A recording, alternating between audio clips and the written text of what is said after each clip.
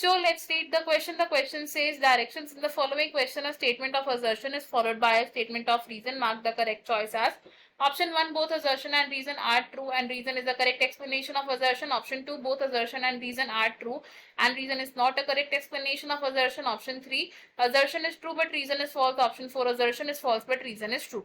Assertion: plants have no specialized organs for gaseous exchange or any respiratory organ, but still when plant cells respire, availability of oxygen is not a problem.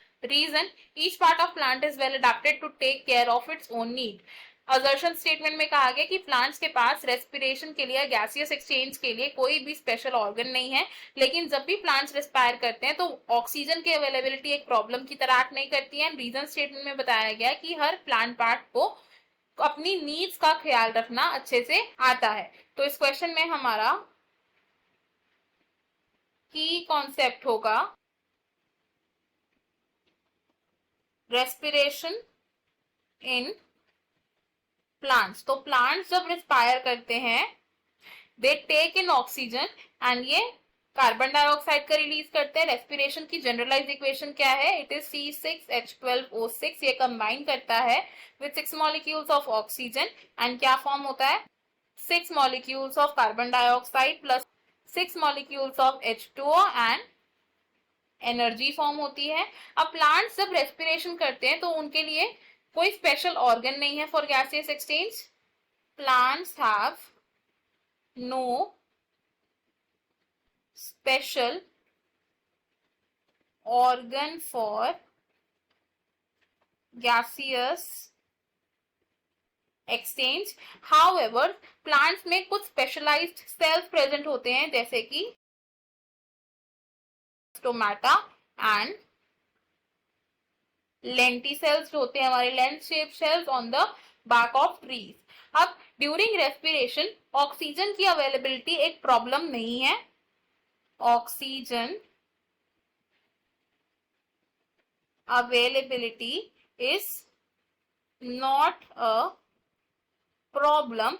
इसके कुछ reasons हैं, जैसे कि जो plant है उसके हर part ने खुद को अडाप्ट किया हुआ अपनी नीड्स को फुलफिल करने के लिए। बिकॉज फर्स्ट रीजन क्या है? Each part has adapted to fulfil its needs.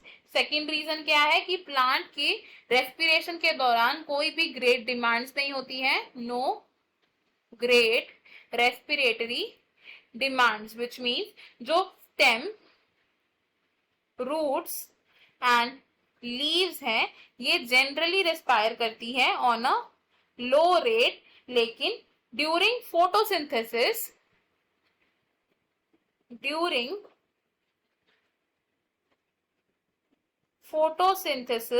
जो लीव्स का रेस्पिरेशन रेट है वो ज्यादा होता है, इसलिए उनको ऑक्सीजन की रिक्वायरमेंट होती है।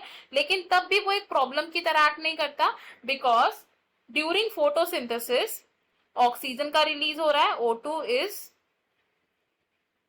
रिलीज्ड ड्यूरिंग फोटोसिंथेसिस और इस ऑक्सीजन का release within the cell ही हो जाता है, जिसे कि यूज कर लिया जाता है फॉर रेस्पिरेशन।